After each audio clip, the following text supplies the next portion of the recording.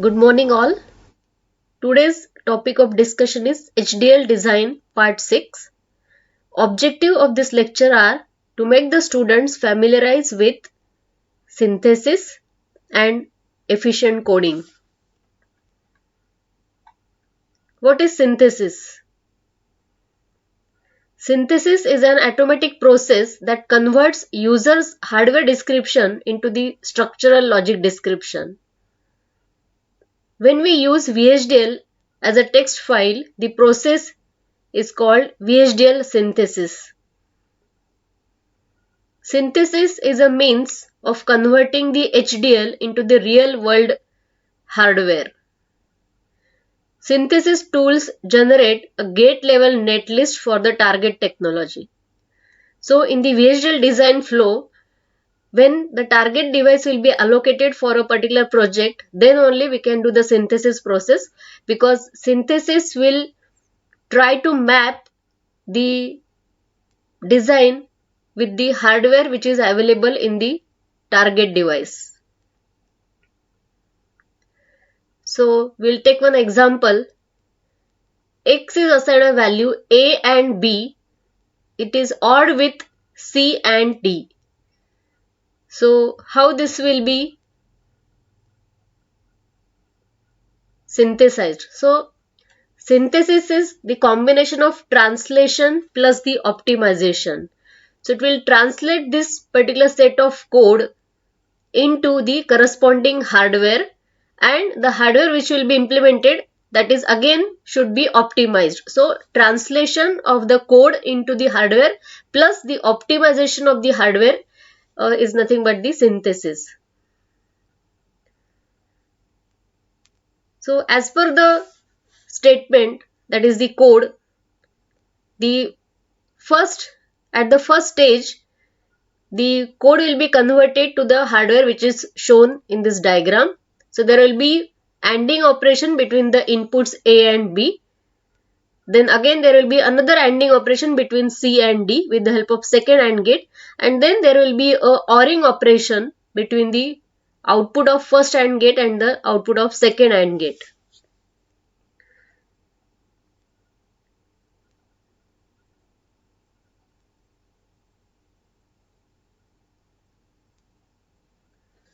Now in the targeted device which you have selected, this AND gate and OR gate will not be available if it is a FPGA. If it is a PL, that is PLA or PAL, then that AND and OR logic will be available. But if you select the target device as a FPGA, then this particular hardware components are not available. So the basic unit of any FPGA is a LUT, that is a lookup table. So this design, which is as per the user requirement, which is entered with the help of a HDL code, now that is to be mapped with the hardware which is available in the target device. In the hardware which we selected, that is FPGA, that the available resource is LUT. So this particular hardware is to be mapped with that. So it will be converted in terms of a lookup table. Now this lookup table, 4 variable expression can be implemented with the help of that. So we have the 4 inputs A, B and C, D. So easily with the help of one LUT we can implement it. So synthesis is a target specific operation. Synthesizer will try to use the best architectural resource available with the target. So there are several steps which work out behind the scene. The first one is translation. The hardware description written in a hardware in mind. The second step is its optimization. Mix of boolean and other operations and the memory elements. And third one is the mapping.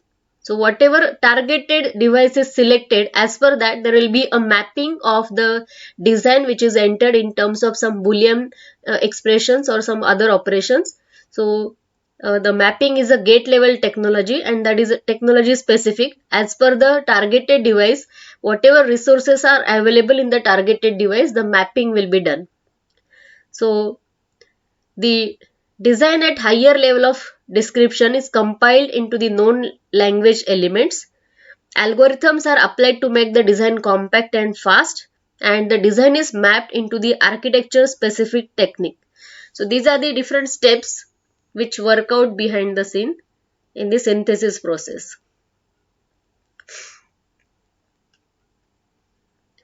So we'll take a review of this synthesis process.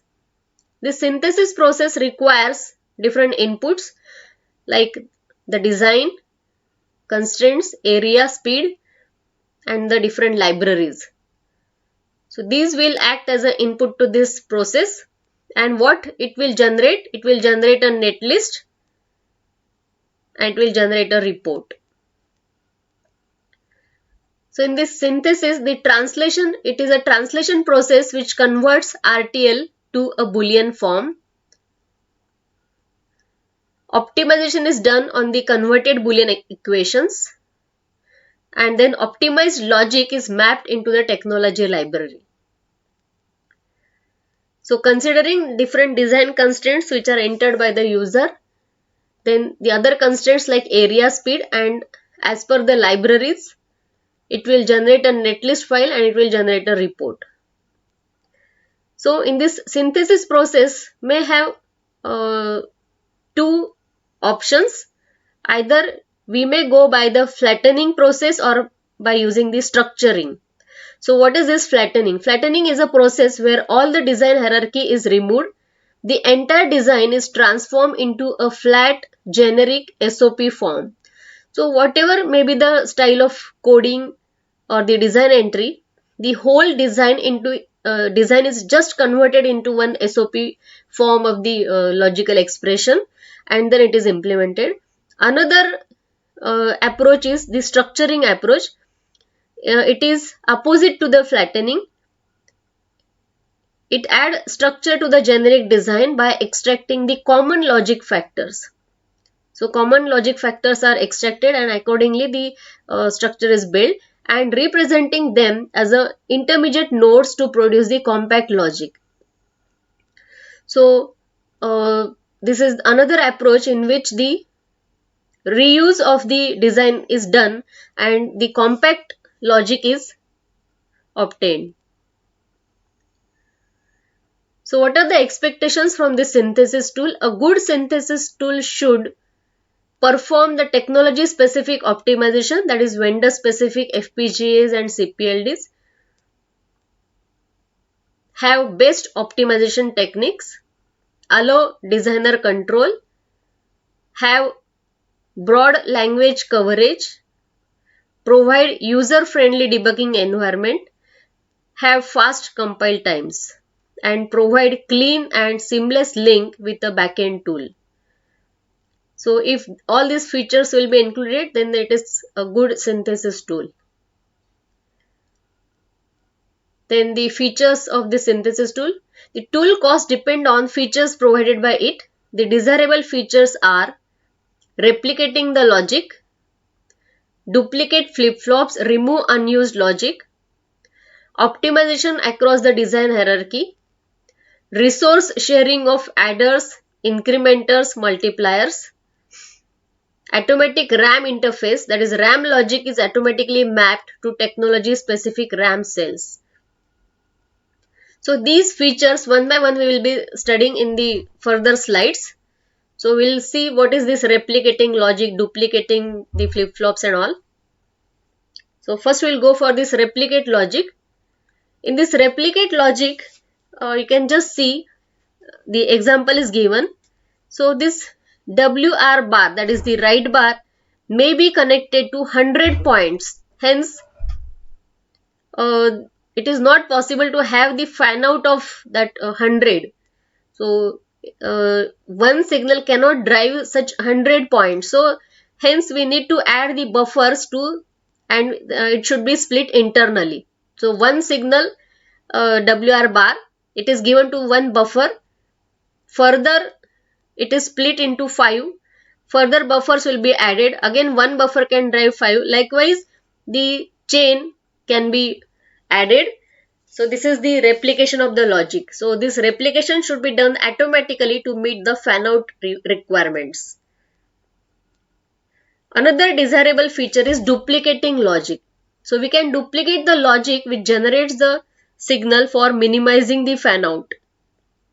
So last case we have seen that if the fan out requirement is to be met, we can add the number of buffers and we can have it. Another approach is we can duplicate the logic and we can minimize the fan out. The trade-off is loading effect of signal is reduced, hence lowering the propagation delay, but at the cost of logic and interconnect complexity. So how it is done, that we'll see. So this is one flip-flop, D flip-flop, and it has to drive 8 different uh, devices. So it is not possible to have that. So the logic will be duplicated and the fan out requirement will be minimized. So how that can be done?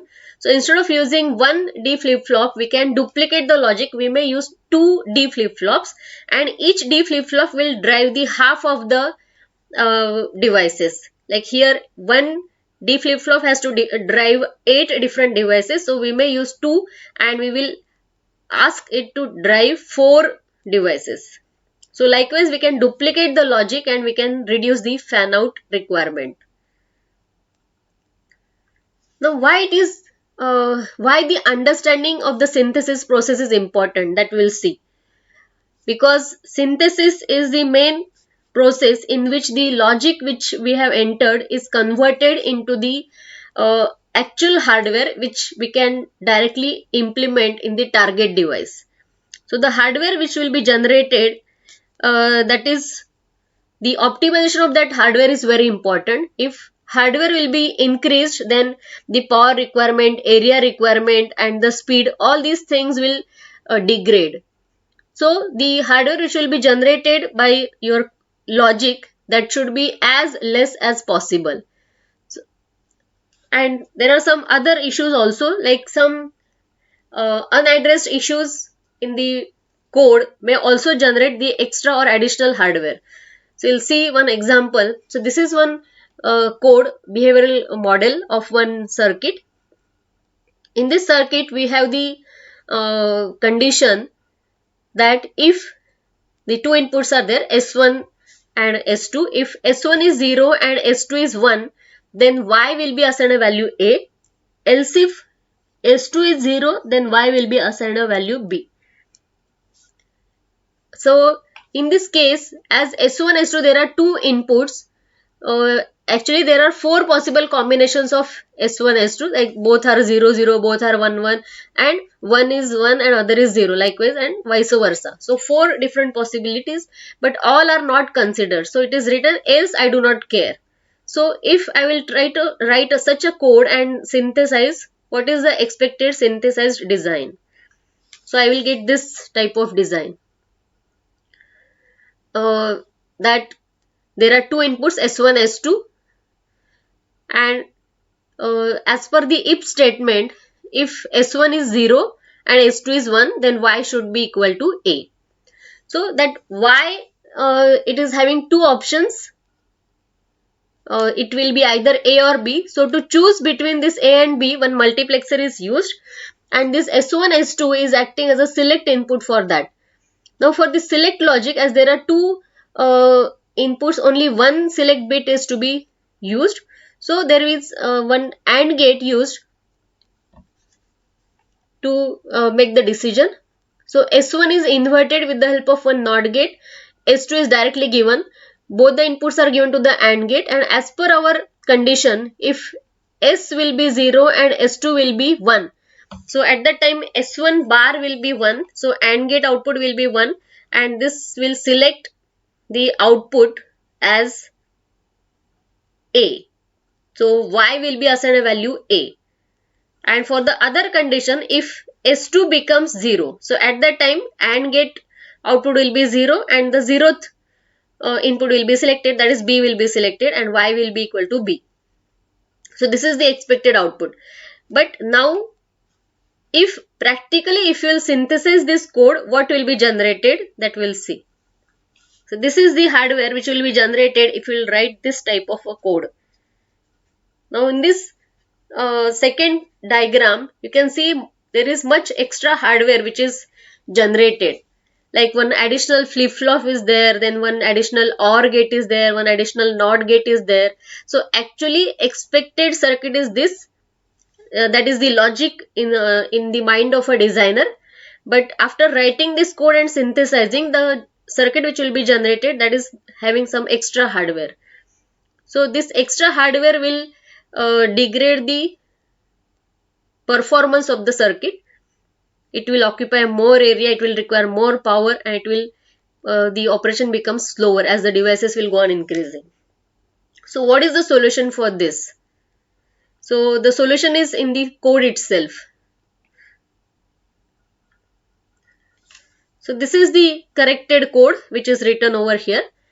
So in this case, if you'll see the first 4 lines, they are exactly same. That is, if S1 is 0, S2 is 1, then Y is assigned a value A. Else if S2 is equal to 0, then Y is assigned a value B. Only the additional thing that you can see is else. Instead of writing else whatever you want to do, it is written as for the other all remaining cases, Y will be assigned a value X. That X is nothing but the high impedance. So if that is taken into consideration, then the hardware which will be generated is shown in the diagram. So the thumb rule is ensure all cases taken care of using the else clause for the combinational scenarios. So we have to consider all the cases of the inputs, otherwise the extra redundant hardware will be generated. So that is the thumb rule. So that's why understanding the synthesis process is very important, so that we can write the efficient code which will generate the minimum hardware. Then we'll take the another example. Adders or subtractors automatically generated for integer data automatically. So this is the example. Variable A, B, C, they are declared as integer, and then C is equal to A plus B. So what it will do? It will produce a 32-bit adder as a hardware. If we'll take another example in which the variable ABC integer and the range is given as 0 to 255. So the same process, that is C is equal to A plus B, it will produce only 8-bit adder because we have declared the range of the integer. It is 0 to 255 means it is a 8-bit. If the range is not declared, it will take the maximum bit length. Here it is 32-bit, but for the processors which we are using now, it will produce 64-bit adder. So we should use the bounded data type whenever possible. Otherwise, the process will generate the hardware which will be the extra or redundant hardware. Like in the second case, it is only 8-bit adder is generated. First case, 32-bit adder or maybe 64-bit adder will be generated. Now the next thing is the constant operands results in reduced logic by removing the logic due to the hard-wired values. Like example is C is equal to A plus 5. So if that B value in the above case is not changing for any case, then we can, instead of using B variable, we can use 5 as a constant. If the value of B is always going to be 5, then in that case we can, instead of using a variable B, we can use a constant 5. So use constant in place of variable whenever possible, because that will again reduce the hardware which will be generated. Then the next is multiple adder structure. So we'll take one example, that is one operation is to be performed. Z is assigned a value A plus B plus C plus D. So what do you think? How it will be? What will be the hardware for this particular instruction if this is executed? What will be the synthesis output? So there will be 3 adders and stacked 3 deep. This is the diagram which will be generated. So first it will take A and B, it will add. Output of that will act as an input to the second adder. It will add that with C. Output of that will be given to the third adder. It will add that with D and will get the output. But there are 3 adders required, and it is 3 dips. So this is the first level, second level, and then the third level, and then finally we'll get the output. Instead of that, if suppose I will write the statement like this, what will happen? Z is assigned a value A plus B in one bracket plus C plus D in the another bracket. So if I will synthesize this particular statement, what will be the hardware which is generated? So just look at the difference. So no doubt there are 3 adders required, but it is a 2-stack process. Like in the first parallel process, A plus B will be added by the first adder, C plus D will be added by the second adder, and this is a parallel process. So there will be less time required to complete this operation, and then the output of these two will be given to the third adder, and then at the second stack itself we will get the output. Then about the resource sharing for mutually exclusive operation. So again here we'll see this particular example in which the addition is to be performed, but the addition depends upon one select input. If select input is 0, then we have to perform the operation z is assigned a value a plus b, else z will be assigned a value a plus c. So if this will be synthesized, what will be the hardware which is generated? So we are having one adder which will add a and b. Second adder will add a and c. And then there is a multiplexer which will select either a plus b or a plus c based on the select input. So if select input is 0, it will select z equal to a plus b. If it is 1, it will select a plus c. Okay. So you will say, what is wrong with this? Now, instead of this, if I will slightly modify the thing in my code, we'll see what will happen. Now here what I have done is, instead of doing the addition 2 times, I will do the addition only once, because one variable in the addition is same. It is either a plus b or a plus c. So a is not changing. Whether I have to add b or whether I have to add c, that depends upon the select input. So what I will do, I will take one temporary variable. I will check the select input. If select input is 0, then I will store b in the temporary. Else I will store c in the temporary variable, and then after checking I will do the addition. Z is equal to a plus the temporary. This temporary value will depend upon the select input. Either it will be b or it will be c. And look at the hardware which is generated. So with the help of a multiplexer, first it is chosen whether we want to add b or we want to add c. And then the adder is there. One input is fixed, it is a.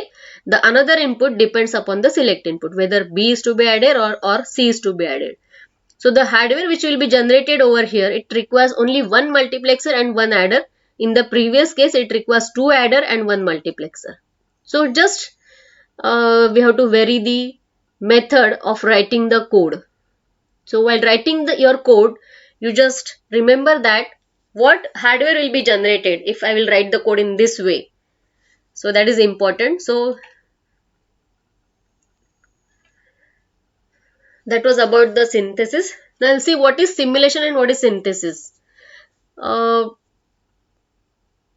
Some simulation constructs are not supported by the synthesis tool. Like generally for the waveform preparation or waveform generation, we are using the wait statement, but this wait statement is not supported by the synthesis tool. The synthesis tool ignore the initial values, and care should be taken so that simulation synthesis mismatch does not occur. So this is also to be taken into consideration while doing the programming. Using signal or variable. Variables are used only for convenience of describing the behavior. Variables are used and declared in a process, however, it cannot be used to communicate between the processes. The variable assignments are done immediately and are executed sequentially.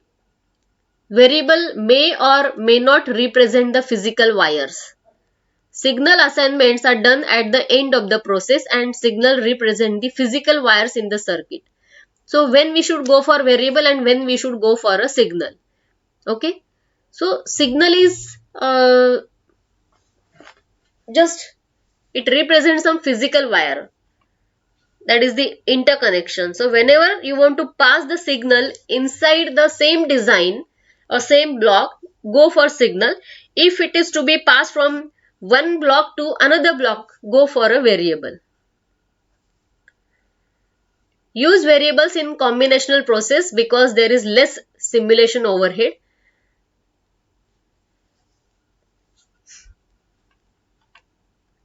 Order dependency. The signal assignments are order independent. Variable assignments are order dependent.